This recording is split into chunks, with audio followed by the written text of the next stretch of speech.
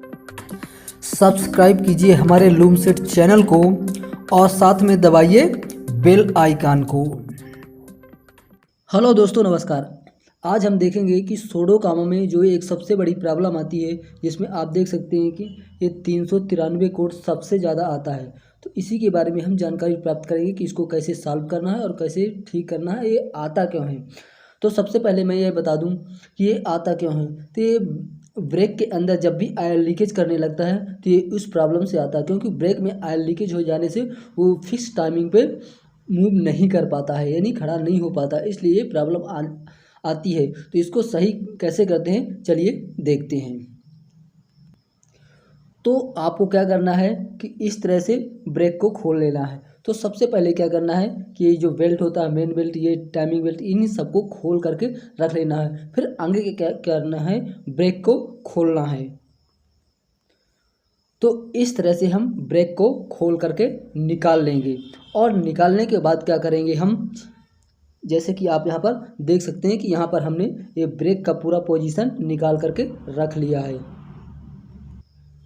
इसके बाद यहाँ पर ऑयल में, टैंक में ऑयल भरा होता है, तो ऑयल को हम खाली कर लेंगे इस पाइप की मदद से। जैसा कि आप यहाँ पर देख सकते हैं, ये इस तरह से पाइप लगा होता है। ये पाइप लगा कर ऑयल को आप निकाल सकते हैं, बाहर निकाल लेना है ताकि खोलते वक्त ऑयल गिरे ना।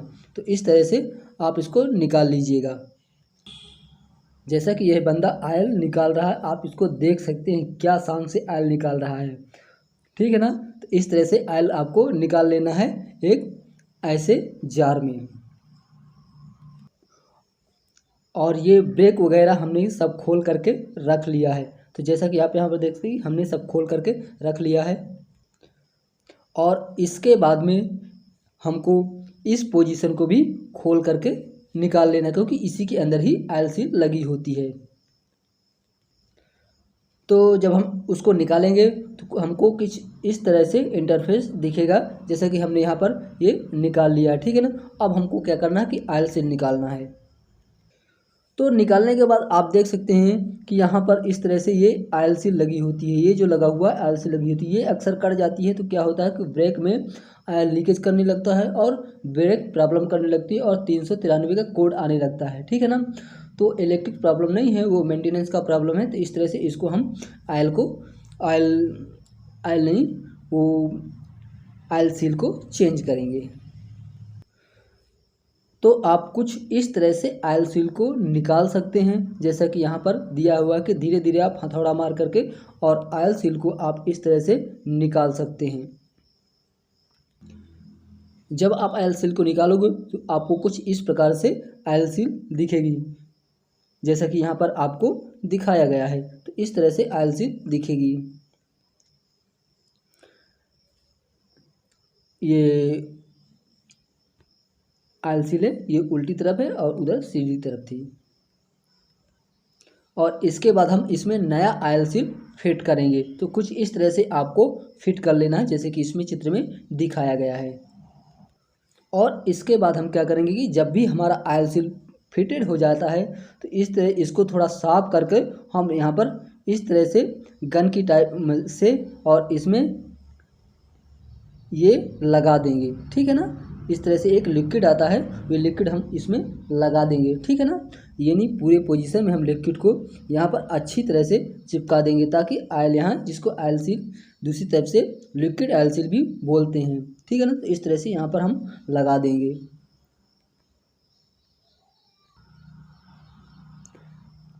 हमको चारों तरफ अच्छे से लगाना है। इसके बाद क्या करेंगे कि हम इसको इस तरह से फिट कर देंगे।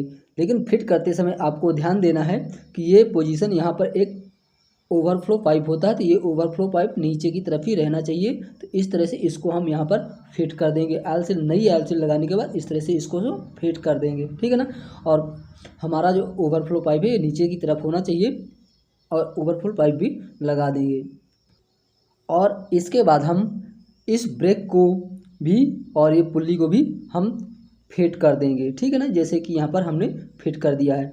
और इसके बाद में हम आपको बताते हैं कि क्या करना है।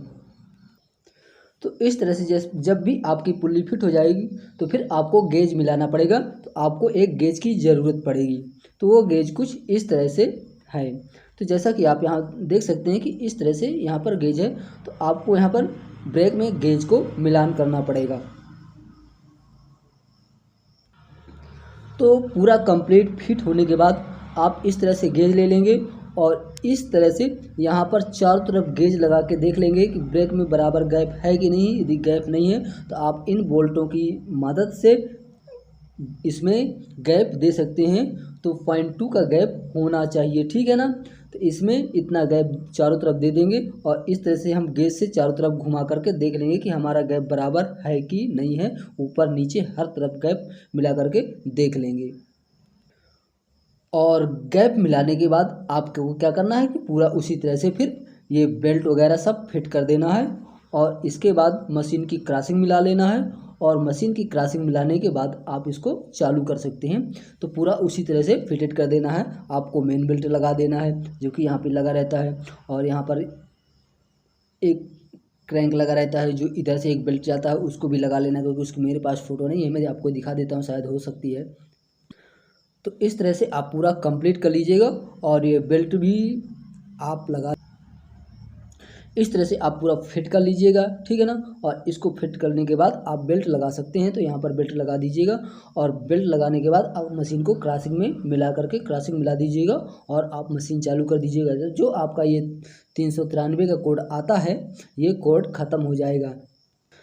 तो जो आपकी ये प्रॉब्लम आती है, तो यहाँ पर जैसे ये 393 का कोड आता है, इस तरह पर यहाँ पर ये कोड की समस्या आपकी ख़त्म हो जाएगी, ठीक है ना। यहाँ पर आप देख भी सकते हैं कि यहाँ पर वो मैसेज क्या दे रहा है।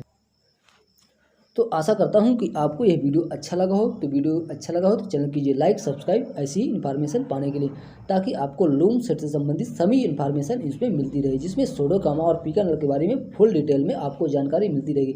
जब भी मेरे पास टाइम लगेगा मैं आपको वीडियो देता रहूँगा। Thank you.